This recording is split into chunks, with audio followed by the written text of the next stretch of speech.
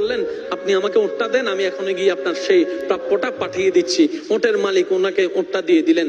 আশেপাশে যারা ওঁটের মালিক ছিল সবাই জিজ্ঞেস করতেছে, এই পাগলা, তুমি কি যাকে ওঁট দিয়েছো তাকে চিনো? বলে যে না। নাম জানো? বলে যে না।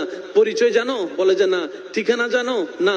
তো তুমি যে ওঁটটা দিয়ে দিলা, উনি যদি ওঁটের টাকাটা না ফাটায় তখন তো তুমি লসের মধ্যে চলে যাবা। সে ওঁটের মালিক বলে, এত সুন্দর নুরানি চেহারাওয়ালা কখনো বাটপার হতে পারে না, কখনো চিটার হতে পারে না, কখনো মিথ্যুক হতে পারে না।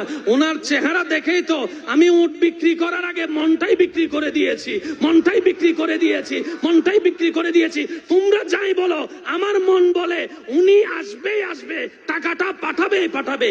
এই কথা বলতে না বলতে কিছুক্ষণ পরে নবীজির একজন সাহাবা এসে বলছেন, একটু আগে একজন ওট নিয়ে গিয়েছেন কাছ থেকে, ওটের মালিকটাকে একটু দেখতে চাই। উনি বলে যে আমার থেকে।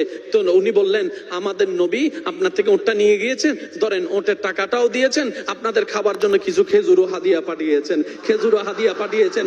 ওই ওটের মালিক বলে, ভাইয়া টাকাটাও রাখেন, খেজুরটাও রাখেন, আগে আমাকে ওনার কাছে নিয়ে যান। আমি উট বিক্রি করি নাই, আমার দিলটাই বিক্রি করে দিয়েছি।